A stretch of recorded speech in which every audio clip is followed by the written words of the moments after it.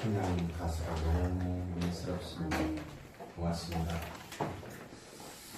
우리 교회의 역사상으로 가장 적은 인원이 참석한 것 같은데 남녀 성교에 헌신 예배 드린다고 하는데 이렇게 더 넣어서 어떡하는가 걱정이 됩니다.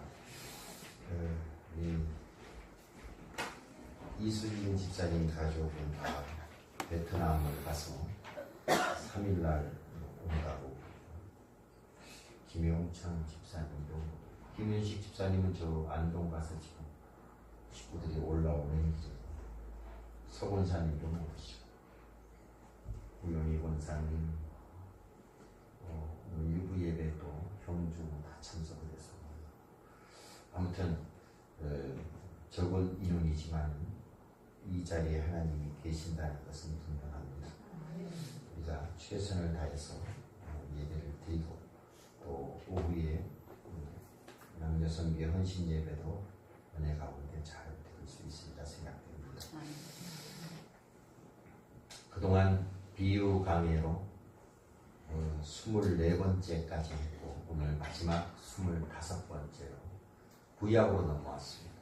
그래서 구약 이 사사기 9장 7절에서 27절까지 나무들의 비유를 마치고 이제는 다음 주부터는 다른 제목으로 말씀을 전하려고 합니다.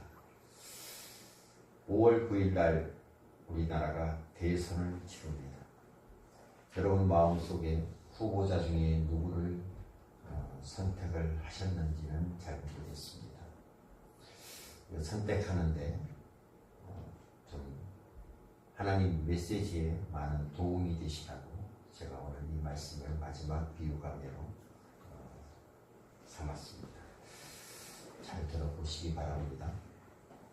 이현준 집사님이 잘 읽어서 내용은 대략 아시겠지만 여러분 오늘 본문의 이야기는 사사 시대를 배경으로 한 대단히 인상 깊은 사건을 지급한 것으로 성경에 나오는 위대한 풍자적 비유 가운데 하나입니다.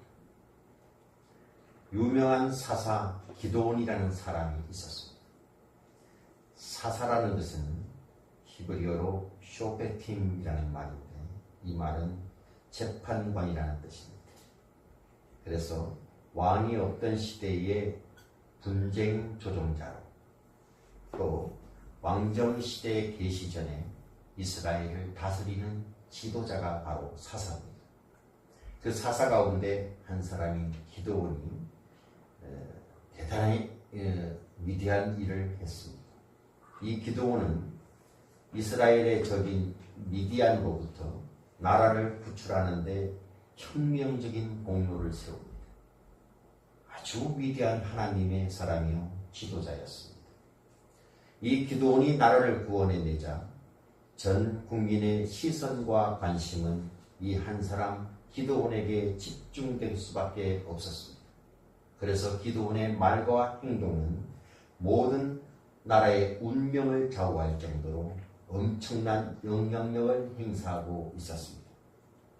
그런데 이 기드온이 죽기 얼마 전에 사람들에게 유훈과도 같은 메시지를 남깁니다.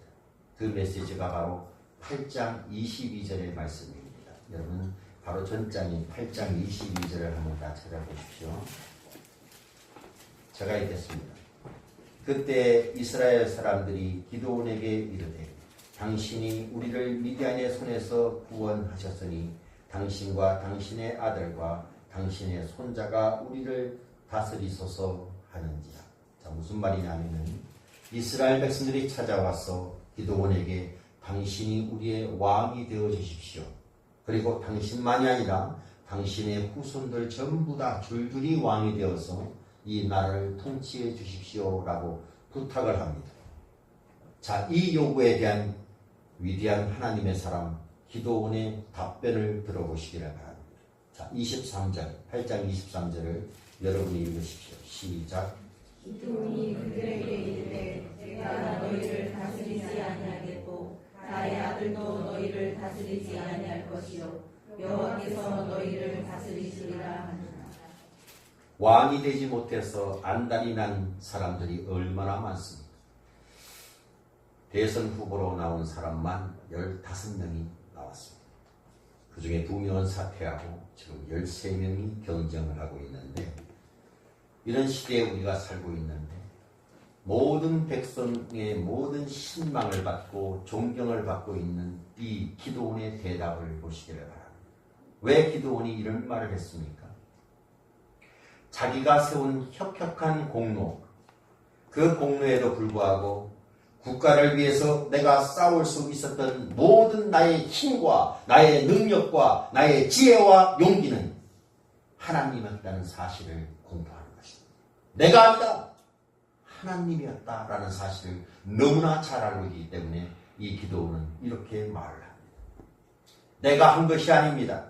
하나님께서 하셨기 때문에 하나님 혼자만 영광을 받으셔야 됩니다. 그리고 하나님께서 이 나라를 다스리는 것이 마땅합니다. 여러분, 이런 왕이, 이런 대통령이 우리나라에 있었으면 얼마나 좋을까요? 자, 그런데 기드온이 죽자마자 이 기드온이 죽었습니다. 기드온의 서자 가운데 한 명인 아비멜렉이라는 자가 일어나서 기드온의 이 위대한 유언을 무시하고 자기가 왕이 되려고 야심을 품게 됩니다. 그리고 나서 경쟁 상대가 될 가능성이 있는 기드온의 나머지 후손들, 이복 형제들 70명을 한 바위산에 올려놓고 다 죽여버립니다. 그리고 자신이 왕이 됩니다. 이때부터 사사시대의 역사는 어둠과 폭풍 같은 역사가 그 시대에 밀려오기 시작합니다. 그런데 이 기드온의 자손들 가운데 아비멜렉의 손에 죽임을 당하지 않고 요행스럽게 살아난 한 사람이 있었습니다. 생존자 한 명이 있었는데 그 사람의 이름은 요담이라는 사람입니다. 이 요담은 잘못된 방법으로 왕이 된 사람, 그리고 그를 추종하는 추종자들에게 잘못을 깨우쳐주기 위해서 이 인상 깊은 우화적 교훈을 통해서 그들을 가르치고 있습니다. 이 요담이 폭력을 쓰지 않고 하나님의 메시지를 통해서 국민들을 각성시키기 위해서 흥미로운 이야기 하나를 만들어서 백성들에게 전해줍니다. 그것이 그 유명한 요담 이야기입니다.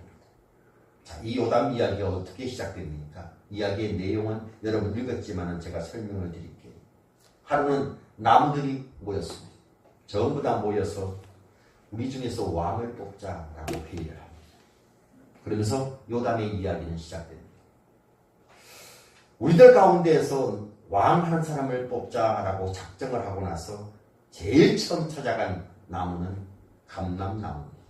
이 감람나무에게 찾아가서 이렇게 말합니다. 감람나무요, 당신이 우리의 왕이 되어주시오. 이 감람나무가 대답을 하죠. 아닙니다. 나는 기름을 생산하는 역할을 하는 나무입니다. 그래서 내 기름은 하나님과 사람을 영화롭게 하기 때문에 나에게는 왕의 일이 적합하지 않습니다. 라고 거절을 합니다. 그 다음에 나무들은 이제 무화과 나무를 찾아갑니다. 무화과 나무여, 우리들의 왕이 되어주시오. 무화과 나무가 대답합니다. 나는 단 것을 생산하고 아름다운 실과를 맺는 일이 내 본분이기 때문에 이 중요한 일을 제쳐놓고 제가 왕이 되는 것은 적합하지 않습니다. 거절합니다. 다음에는 포도나무를 찾아갑니다. 당신이 우리들의 왕이 되어주시오. 포도나무가 이렇게 대답합니다. 하나님과 사람을 기쁘게 하는 술을 만들어내는 일을 내가 하는데 어찌 그 일을 버리고 나무들 위에 우쭐대겠습니까? 거절을 합니다.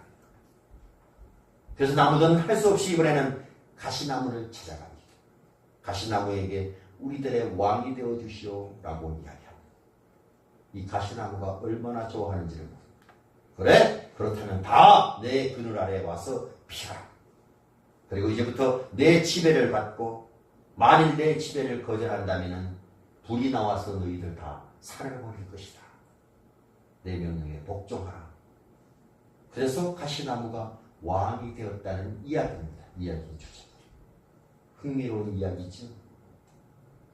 여러분, 이것은 눈먼 지도자들과 잘못된 의식 속에 빠져 있는 모든 국민들을 교정시키기 위한 하나님의 특별한 메시지입니다. 여러분, 역사라는 것은 언제나 반복됩니다. 이스라엘 역사의 어둠의 한 페이지에 장식했던 이 사건이 오늘날 우리나라 민족사에도 계속 되풀이되고 있고 세계 각국에서도 이 문제가 되풀이되고 있습니다. 역사를 제대로 배우지 못하면 그 민족은 앞으로 나갈 수가 없습니다. 자, 이제부터 이 이야기, 나무들이 주는 상징이 무엇인가, 누구를 상징하고 있는가를 살펴보기를 원합니다. 자, 이 이야기의 핵심이 뭐냐? 여기에 4종류의 나무가 등장합니다. 하나는 감람나무, 무화과나무, 포도나무, 가시나무, 그렇습니다. 이 4종류의 나무가 등장하는데 이것을 이해하기 쉽게 두 그룹으로 한번 나누기를 원합니다.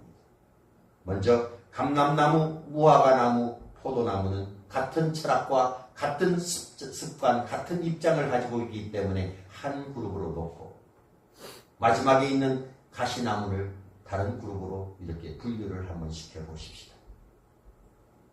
자, 여기 감람나무, 무화과나무, 포도나무는 누구를 상징할까요? 기드온과 기드온의 죽은 자식들을 상징합니다. 하나님께서 우리와 함께 하셔서 우리를 통해서 이 일을 하셨지만 이것은 내가 한 것이 아니라 하나님이 하셨기 때문에 하나님께서 영광을 받으셔야 됩니다. 그래서 하나님께서 이 민족을 구원하기 위해서 이런 일을 하도록 나에게 허락했지만은 나 왕이 되라고 하나님이 부르지 않았습니다. 내가 소명되지 않은 그 일을 나는 할 수가 없습니다 라고 이야기하는 기드온과 기드온의 자식들을 의미합니다.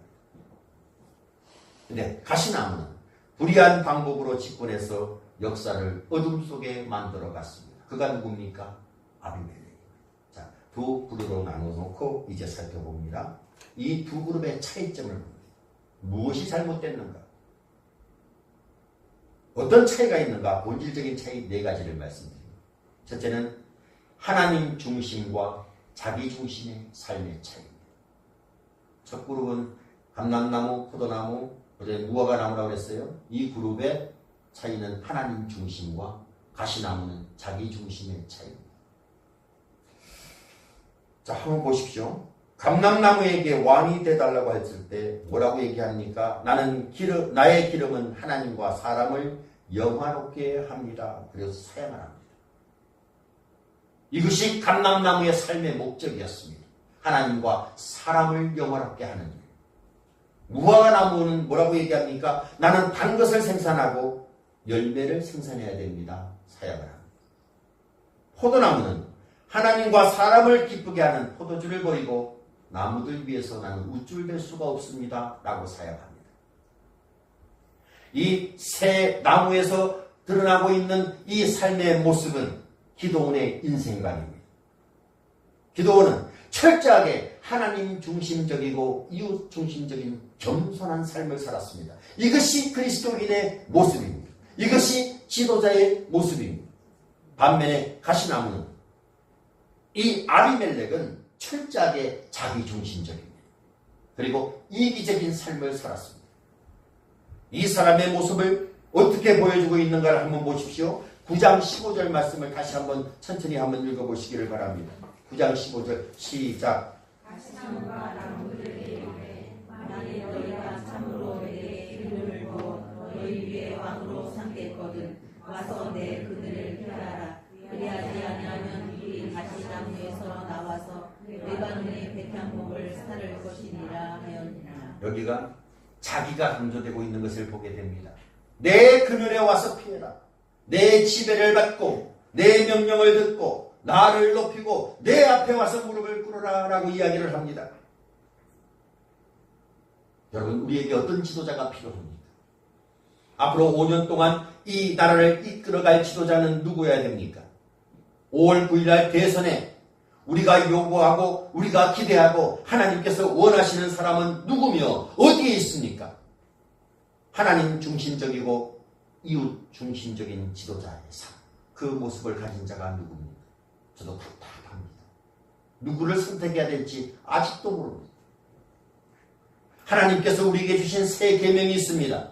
마음을 다하여 힘을 다하여 뜻을 다하여 정성을 다하여 주 너희 하나님을 사랑하고 내 이웃을 내 몸과 같이 사랑하라. 이것을 실천할 수 있는 지도자를 살펴보시기를 바랍니다. 이런 지도자가 필요합니다. 참된 지도자, 참된 그리스도인의 삶은 하나님에 대한 사랑이 1순위에 와야 됩니다. 2순위는 이웃에 대한 사랑이 2순위에 와야 되고 3순위는 자기 자신에 대한 사랑이 맨 끝에 와야 됩니다. 이것이 그리스도인의 모습이요 지도자의 모습입니다.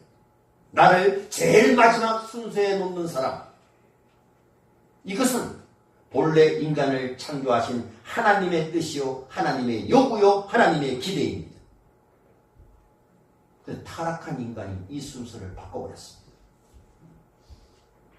그래서 우리는 무엇을 가장 앞자리에 놓고 있습니까? 나를 앞자리에 놓습니다. 내 가정, 내 사업, 내 식구들, 이것이 1순위입니다. 그것을 먼저 생각하고 다음에 시간이 좀 있으면은 이웃을 생각합니다. 그리고 내 모든 것을 다 하다가 마음에 여유가 생기면은 하나님을 그때서야 생각하게 됩니다. 이것은 하나님을 믿는다고 교회에 나오는 사람들도 마찬가지입니다. 불행히도 하나님은 가장 뒷자리로 밀려나는 신세가 되었습니다. 여러분, 이 세상의 문법은 언제나 1인칭이 나옵니다. 2인칭이 당신, 이웃이, 그리고 3인칭은 하나님입니다. 타락한 인간의 문법이에요. 여러분, 이것을 성경적인 문법으로 바꿔야 됩니다. 우리부터 먼저 바꿔야 됩니다. 1인칭이 누구여야 됩니까? 우리는 철저하게 1인칭은 하나님이어야 됩니다. 그리고 이웃을 먼저 돌아봐야 됩니다. 그리고 3인칭이 내가 되어야 됩니다. 여러분 잘 아시는 조이라는 말 알죠? J-O-Y. 이것은 그리스도인의 참된 기쁨을 표현할 때 조이라는 단어를 씁니다. 어떤 사람이 이 단어를 이렇게 해석했습니다. J라는 조이 있을 때 첫 글자 이니셜 J는 Jesus first. 예수 그리스도가 첫 번째. 그것에 와야 됩니다. O라는 단어는 other second. 그 다음에 이웃이 먼저 와야 됩니다. 그 다음에 Y는 you third라고 이야기를 했습니다. 내 자신이 맨 나중에 와야 된다. 다른 사람이 내 앞에 먼저 있게 만드는 것. 그런데 우리는 이것을 얼마나 거꾸로 완전히 바꿔놓고 삽니까? 항상 내가 제일 앞에 옵니다. 내 욕심, 내 야망, 내 생각을 먼저 합니다. 이웃을 바라볼 창문이 없습니다. 이것이 두 그룹의 차이였습니다. 자, 두 번째, 자신을 아는 것과 모르는 것의 차이입니다. 이 두 그룹의 차이는 감람나무, 무화과나무, 포도나무는 자기를 아는 삶을 살았습니다. 그런 인생관을 가지고 살았습니다. 가시나무는 자기 주제를 모릅니다. 이 대답들을 한번 들어보십시오. 다시. 감람나무는 내가 할 일은 기름을 생산하는 것입니다. 이것을 통해서 사람과 하나님을 영화롭게 해야 됩니다. 자기의 할 일이 무엇인가를 분명히 합니다. 감람나무는, 무화과나무는 난 단 것과 열매를 맺는 것이 내 할 일입니다. 이것이 내가 할 일입니다. 라고 얘기합니다. 포도나무는 나는 포도주를 만들어서 하나님과 사람을 기쁘게 해야 됩니다. 이들은 내 자신이 무엇을 해야 되는지, 무엇을 하지 말아야 되는지를 명확하게 알고 있습니다. 주제 파악을 하고 삽니다. 가시나무 보십시오. 왕이 돼달라고 하니까 즉시 자기가 하겠다고 합니다. 도무지 주제 파악이 안 된 사람. 이 시대에도 이 주제 파악이 안 된 사람들이 지도자가 되겠다고 나서기 때문에 각국의 지도자가 나를 망쳐놓고 있습니다. 먼저 여러분 그 사람을 탓하기 전에 나 자신을 먼저 한번 살펴보시기를 바랍니다. 저와 여러분은 내가 서야 될 자리를 알고 있습니다. 내가 서야 될 자리, 내가 해야 될 자리, 내가 하지 말아야 될 것 무엇이 있는가를 정확하게 파악하고 사십니까? 그것을 모르고 주제 파악을 안 하고 살게 되고 나라가 혼란해져 버립니다. 가정이 혼란해져 버립니다. 한국의 부모들은 자녀들을 교육할 때 이렇게 얘기합니다. 뭐 세계 나라 똑같습니다. 너 커서 뭐가 될래? 어릴 때 항상 물어보지. 조금만 말하기 시작하면 너 커서 뭐가 될래? 우리나라 아이들처럼 큰 꿈을 가진 아이도 없을 겁니다. 보통 물어보면 다 80%가 대통령이야. 주일학교 아이들한테 물어보면 대통령, 두 번째 장군, 대장 이렇게 얘기합니다.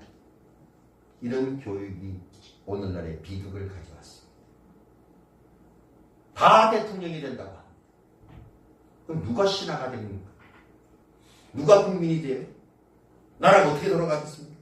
과학자도 있어야 되고 청소부도 있어야 되고 각계각층의 할 일이 많은 사람들이 있어야 돼요. 중요한 것은 우리는 우리의 삶의 자리를 알고 있느냐 하는 것입니다. 내가 있어야 될 분명한 자리, 목사로서의 자리, 권사로서의 자리, 안수집사로서의 자리, 집사로서의 자리, 전부 다 어떤 것인가를 알고 있어야 됩니다. 내가 해야 될 일이 뭐며 하지 말아야 될 일이 뭐며 이것이 혼돈되게 되면 남에게 도움을 주기보다는 오히려 요동치게 만들어 놓습니다. 사회의 암적인 존재가 됩니다. 이 역사적인 교훈을 우리는 배워야 됩니다.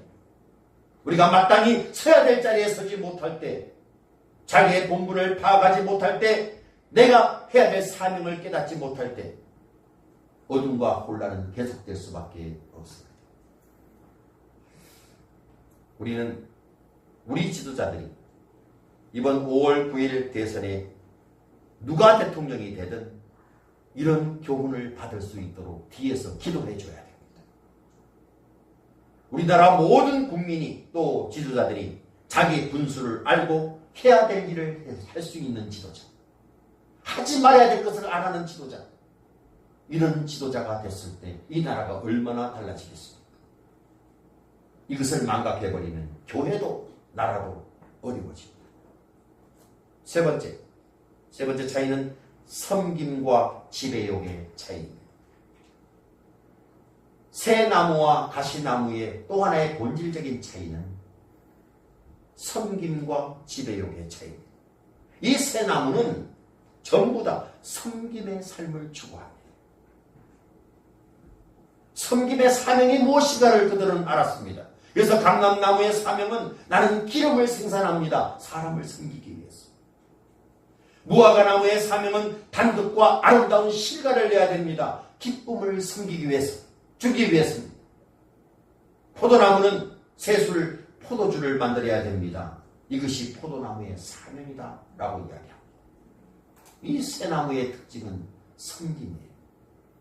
섬기는 데서 모든 가치를 발견했습니다. 근데 이 가시나무의 말을 들어보십시오. 제일 먼저 한 소리가 뭡니까? 와서 내 그늘에 피해라. 다 와서 내 앞에 무릎을 꿇어라 라고 이야기를 합니다. 이 가시나무 속에 도사리고 있었던 여러 가지 지배욕이 기회가 오자마자 발동하기 시작합니다. 이 지배욕, 명예욕, 권력욕은 마침내 사회를 혼란 속에 밀어넣게 됩니다. 우리나라의 역사의 비극을 한번 보십시오. 지도자들의 이런 지배욕 때문에, 권력욕 때문에 우리나라 국민들이 얼마나 힘들게 그동안 살아왔습니까? 갈등과 불신만 경험하게 됩니다. 우리가 자녀들에게 교육을 잘못시킨 것도 있습니다. 우리가 자녀들에게 어릴 때부터 얘야 너는 남을 섬길 줄 아는 사람이 되거라. 그리고 삶의 보람은 남을 섬기는 데 있는 거야 라고 가르치기보다는 너 돈만 벌면 다 해결된다. 너 출세만 하면 돼 라고 가르쳐왔던 비극입니다. 그래서 이 사회가 이렇게 어렵습니다. 예수님의 삶의 가치는 얼마나 다르셨습니까? 우리 주님은 이렇게 말씀합니다. 높아지려는 사람마다 낮아지고 섬기는 사람이 하늘나라에서 큰 사람이다 라고 말씀하시며 그 모습을 실제로 자신이 보여주셨습니다. 오늘 이 시대에는 이 지배욕을 벗어나서 섬기는 가치와 섬기는 보람을 배우지 못한다면 한국, 대한민국과 한국교회는 내일을 말할 자격이 없습니다. 여러분 꼭 기억하십시오. 이번 대선에 당을 보지 마십시오. 지역을 보지 마십시오. 진보와 보수를 논하지 마십시오. 후보 중에 누가 국민을 잘 섬길 수 있는가? 그것을 예의주시해서 바라보시길 바랍니다. 그래서 선택하십시오. 네 번째는 생산적인 삶과 파괴적인 삶의 차이입니다. 이 세 나무는 다 생산적인 삶을 추구했습니다. 그런데 이 가시나무는 파괴적인 삶을 추구하고 있습니다. 이 가시나무는 아비멜렉이 왕이 되기 전에 70명이라는 기드온의 후손들을 전부 다 몰살시켜버렸습니다. 가시나무의 특징은 찌르는 것밖에 없죠. 찌르는 재주밖에 없습니다. 가시나무로 대표되는 삶은 남을 파괴하고 중성하고 모략하는 것입니다. 지금 저 주일학교 저희 사택에서 아이들 똑같은 본문을 가지고 지금 설교를 아이들한테 가르치. 김단비 집사가 가시나무를 그림으로 다 그려서 감람나무도 그리고 포도나무도 그리고 다 그려서 같이 갔어. 가르칠 겁니다. 가시나무는 찌르는 거예요. 아파요. 파괴적인 삶입니다. 근데 이 새 나무는 가시나무와 달리 뭐라고 얘기합니까? 나는 기름을 만들어야 돼. 나는 열매를 만들어야 돼. 왜? 사람과 하나님을 기쁘게 해드리기 위해서. 섬기는 거죠. 여러분 얼마나 생산적인 삶을 추구합니까? 여러분은 이웃을 세워주는 사람입니까? 이웃을 헐뜯고 시기하는 사람입니까? 역사를 세우고 있습니까? 역사를 헐고 있습니까? 가정을 세우고 있습니까? 가정을 헐고 있습니까? 파괴하는 것은 마귀들이 하는 것입니다. 교회를 파괴하는 신천지는 그래서 마귀들의 하수인들입니다. 하나님은 창조를 원하십니다. 하나님은 세우시는 하나님이십니다. 우리의 삶이 무엇을 추구하고 있는가를 살펴보십시오. 자, 마지막 다섯 번째로 가시나무의 최후를 봅니다. 이 아비멜렉의 최후. 이 최후는 정말로 비참합니다. 사사기 9장 53절 보게 되면은 아비멜렉이 비참하게 죽는 장면이 나옵니다. 자, 9장 53절 한번 읽어보십시오. 시작.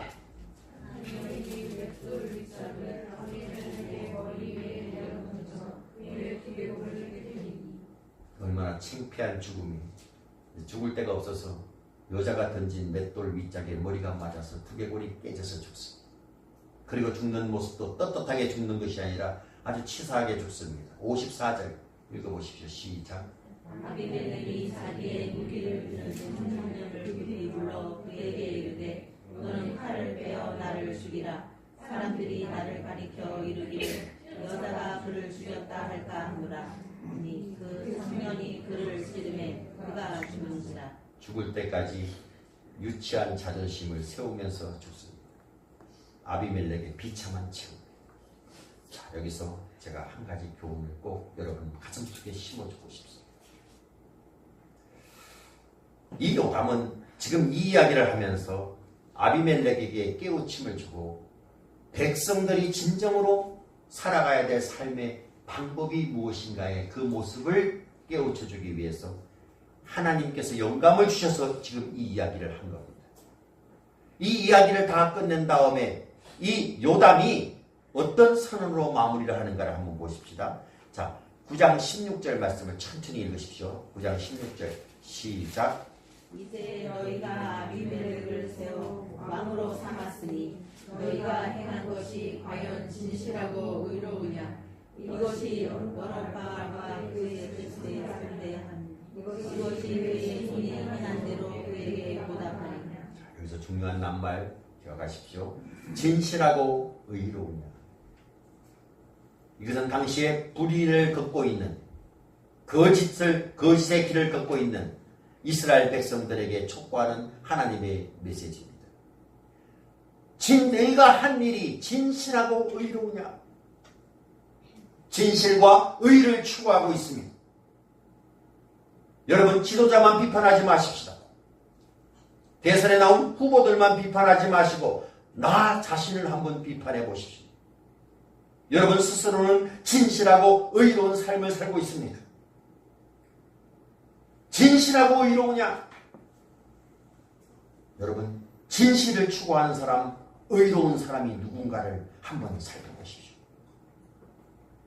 어떤 사람들은 이야기합니다. 동창회 갔더니 지난번에도 얘기했지만 야 이번 선거는 저한테 그래. 이번 선거는